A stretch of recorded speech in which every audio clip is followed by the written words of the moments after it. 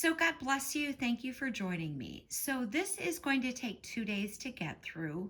The timing is actually quite perfect because I have been meaning to kind of do something new, different than I've done before.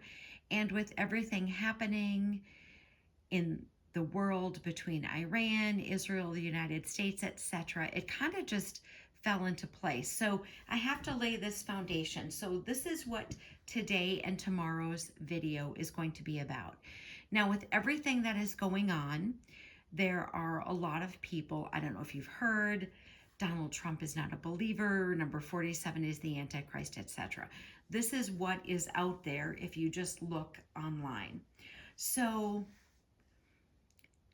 what I want to do now is state something. I want you to keep in mind that the scriptures, it certainly looks like the scriptures give us an indication of where the Antichrist is from.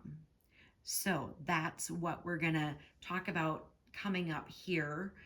But first off, like it or not, like him or not, if the scriptures look like they give us a location of where this person is from, we can see based upon the scriptural evidence whether somebody should be or shouldn't be. So I'm speaking about his statement where he talked about obliterating a bunch of people. And there are a lot of people online who will say he's not a believer or he's the Antichrist. I want you to keep in mind of one thing. First off, how do you really know for sure from a one-sided thing that gets presented? I'm not saying statements are good.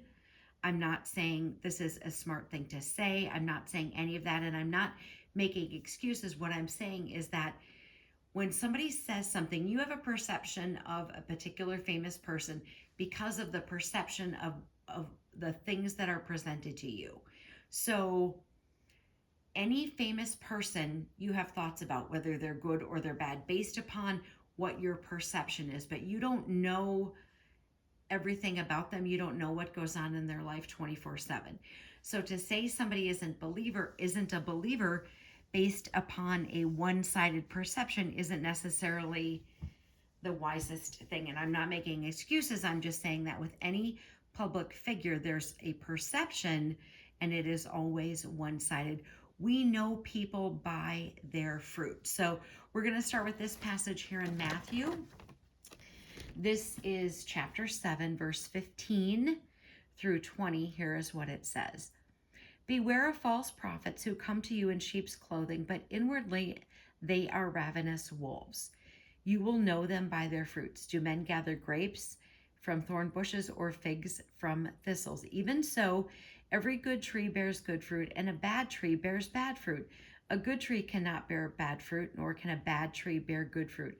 Every tree that does not bear good fruit is cut down and therefore thrown into the fire. Therefore, by their fruits you will know them. So, beware of false prophets. We know them by their fruits.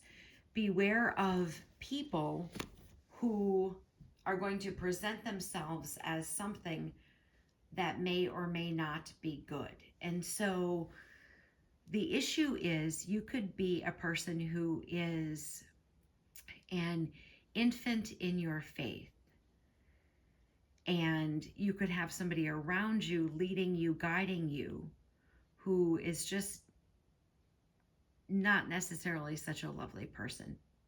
Maybe the person guiding you is a bad fruit person, right? And because you're an infant in your faith and because you have no discernment, you just listen to people. I sat in the Lutheran church and I listened to things said in the Lutheran church, the Baptist church, the AG church that were not biblical. I think it's the same for everybody. We sit and we listen to people and we think that they're giving us correct information. And because we have no discernment, we cannot tell whether or not that information is good or bad. Think about Judges 16. Delilah, sort of Samson loved her and there's some sort of manipulation. And so we have these people who maybe are believers but being led by bad people. All right. Armor up. We ride at dawn. May God bless you as always. Have a great day.